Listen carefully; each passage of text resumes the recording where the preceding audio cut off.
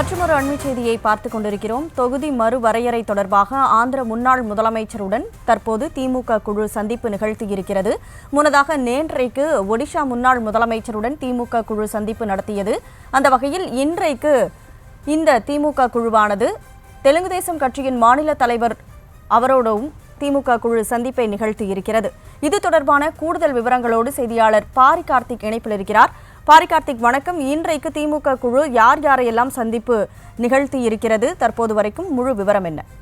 தலைமையில் கடந்த 5ஆம் தேதி அனைத்து கட்சி கூட்டணியில் எடுத்த முடிவின் அடிப்படையில் இந்தியா முழுக்க இருக்கக்கூடிய இந்த மக்கள் தொகை கணக்கெடுப்பின் அடிப்படையில் பிரதிநிதித்துவத்தை, அதாவது மக்களவையினுடைய பிரதிநிதித்துவத்தை மேம்படுத்தினால் எந்த அளவுக்கு மக்கள் தொகையை கட்டுப்பாட்டில் வைத்திருக்க மாநிலங்கள் பாதிக்கப்படும் என்ற அடிப்படையில் கணக்கிட்டு அதன் தொடர்ச்சியாக அனைத்து கட்சி கூட்டத்தில் எடுத்த முடிவின் அடிப்படையில் பல்வேறு மாநிலங்களைச் சேர்ந்த, அதாவது ஒருவேளை இந்த மக்கள் தொகை அடிப்படையில் தான் மாநிலங்களுடைய பிரதிநிதித்துவம் எண்ணிக்கை இருக்கும் என்றால் மக்கள் தொகையை கட்டுப்படுத்திய மாநிலங்களுக்கு மிகப்பெரிய பாதிப்பை உருவாக்கும். எண்ணிக்கை அடிப்படையில் அவள் குறைவாக இருந்தால் இந்தியாவில் ஒரு பிரதமரை உருவாக்குவதற்கான அந்த எண்ணிக்கை குறைவாக அந்தந்த மாநிலங்கள் இருக்கும் பட்சத்தில் அவர்களுக்கான முக்கியத்துவம் குறைக்கும் என்ற அடிப்படையில் தான் அனைத்து கட்சி கூட்டத்தில் இத்தகைய முடிவெடுக்கப்பட்டது.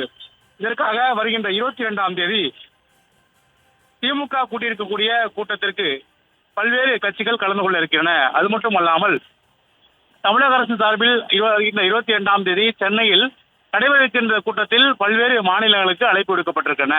அந்த மாநிலங்கள் ஏற்கனவே இந்த மக்கள் தொகையை கட்டுப்படுத்தியிருக்க மாநிலங்கள் எந்த அளவுக்கு இத்தகைய சூழல்கள் பாதிக்கப்படும் என்ற அடிப்படையில் அவர்களையும் சேர்த்து ஒரு கூட்டு ஒருங்கிணைப்பு குழுவாக உருவாக்க தமிழ்நாடு அரசு முடிவு செய்திருக்கிறது.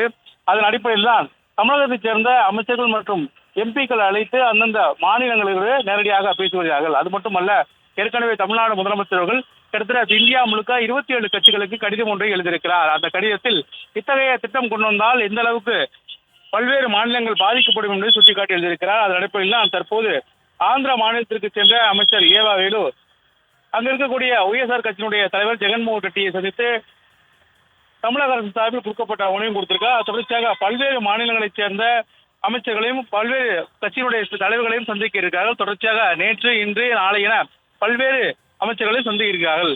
அது மட்டுமல்ல, தொடர்ச்சியாக இத்தகைய சந்திப்பின் போது எடுக்கப்பட்ட முடிவின் அடிப்படையில் வருகின்ற 22ஆம் தேதி சென்னையில் ஒரு கூட்டம் நடைபெறும் என்றும் குறிப்பிடத்தக்கது.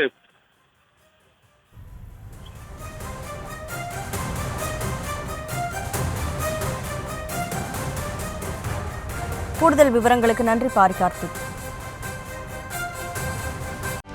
செய்திகளை உடனுக்குடனும் துல்லியமாகவும் தெரிந்து கொள்ள சப்ஸ்கிரைப் பண்ணுங்க.